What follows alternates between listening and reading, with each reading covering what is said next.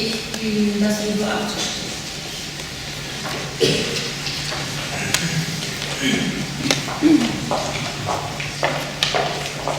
I'm really delighted to be able to speak about the Whistleblower Award that has been given to Edward Snowden. If I were on the committee making the choice of who was to receive this award, it would take me probably 1.5 seconds at most to have come to the conclusion that he's the only person deserving of this award for this year, because he really does embody whistleblowing in its purest and most noble form.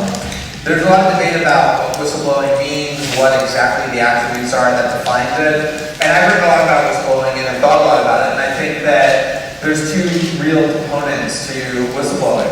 One is the disclosure of wrongdoing, serious wrongdoing on the part of powerful factions. And the second one is to disclose that wrongdoing at some risk to yourself. So I think if you look at what the two criteria, the defining criteria are, he embodies both of those as purely as one can imagine. He exposed enormous amounts of wrongdoing on the part of the world's most powerful factions. He informed the world that there is a massive, ubiquitous spying system being constructed by the United States and its closest allies, aimed not at the terrorists or at criminals or people from the evidence to suspect wrongdoing, but at all of us, people around the world. And I think the most significant revelation of what it is that he disclosed is that literally the objective of the United States and its closest allies in the UK, Canada, New Zealand, and Australia is the elimination of privacy globally, meaning the idea that there would be no ability on the part of any human beings to communicate with one another electronically without it being monitored, collected, analyzed, and stored by the United States government. One of the most profound revelations, I think, in the political landscape in some time. He also revealed enormous amounts of deceit on the part of the most senior national security officials, including deceit that is almost certainly criminal.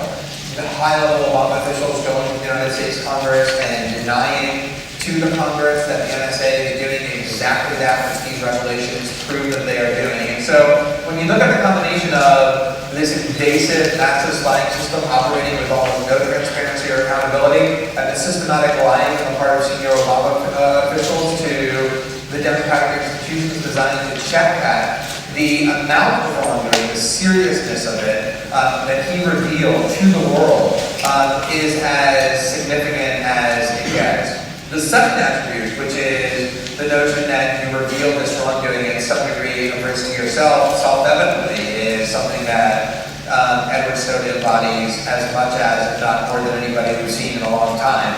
I still remember so vividly the very first conversation I had with him in Hong Kong, when I asked him whether or not he had thought about the likely consequences of his actions. And with very stoic and rational demeanor, he ticked off one after the next all of the things that he knew were likely to happen to him that have now in fact happened to him, including being charged as a criminal under the Espionage Act, an incredibly draconian law that threatens people with prison for decades. Then he would be publicly branded as a traitor and someone who would gravely damage national security. And that in essence, he would become the single most wanted man in the world by the world's most powerful government. And yet he undertook this course of action knowing that all of those things were likely to happen, because he told me in good conscience he could not sit by quietly and allow privacy and internet freedom to be destroyed while doing nothing about it. And he did it not only anticipating the risk, but knowing that they were almost certain to come and embracing them to such an extent that he was one of the calmest people I've ever interacted with, even as the anxiety and tension levels ought to have been through the roof given the extremity of the situation. But he was so convinced about the rightness of what he was doing that this equanimity had prevailed over him, and he was fully aware of the risk he was taking, and yet took it anyway for the public good, which to me is also as pure a whistleblower as it gets. Ultimately, though, I think that what will end up being most significant and most enduring about the whistleblowing of Edward Snowden is not the specific information we end up learning about what the United States and its allies are doing in destroying privacy worldwide. Nor will it be the truths about the US media and the world media and their relationship to political power and the way they've allowed these systems to go undetected and unreported for so many years until he had the courage to step forward. I think what will be really most enduring is the lesson that he has taught all of us. The lesson about the power of a single individual to change the world, literally, through nothing more than a powerful choice. Edward Snowden, 3 months ago, was as ordinary of a person as it gets. He was born into no positions of wealth or power. His parents are middle class or lower employees of the federal government.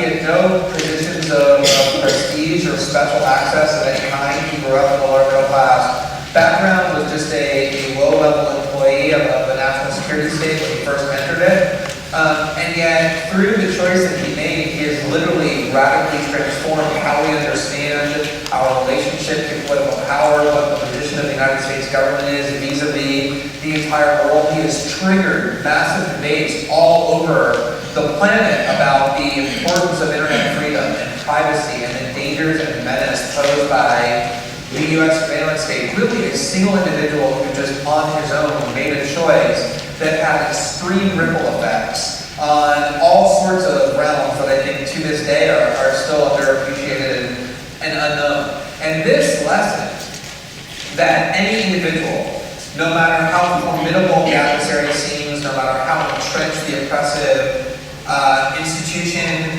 appears to be, can stand up to that institution and challenge it and shine light on it and bring about real change, I think is a lesson that all kinds of people around the world, from very young to very old, on every continent of the earth, will take from this. And there will be untold numbers of people who will be inspired by the courage of Edward Snowden, by the sacrifice that he engaged in, by the principle stand that he took, by the passion and conviction that drove him to do what he did. And it very well may be the case that of all the impact that his conduct ends up having, what he actually ends up revealing will be a small part historically of what we end up learning when we look at all the people who end up inspired by him to come forward, and journalists who end up unafraid to challenge the world's most powerful factions, people being willing to risk all sorts of public smear campaigns and threats of imprisonment and stigmatization and demonization because they saw that Edward Snowden and the people who work with him were willing to endure that, and to see the enormous amounts of good that they achieved, deciding that they too are willing to do it. So it isn't just the whistleblowing or the risk that he undertook personally that I think will be the most enduring impact of what it is that he did. I think it will be the template that he created, the inspiration that he provided for other people all over the world in all kinds of different realms to do the same. And I think the reason to award whistleblowing and to honor it and to give an award to whistleblowing isn't merely to give that individual the recognition that they are due, but also to send a signal to the world that whistleblowing is something that we honor and that we celebrate because of its incredibly potent and consequential impact on the rest of the world. And there's clearly nobody who has vividly illustrated the impact of whistleblowing as potently as he has, certainly this year and probably for many, many years. So I think this was an extremely brave, but also a very meritorious selection.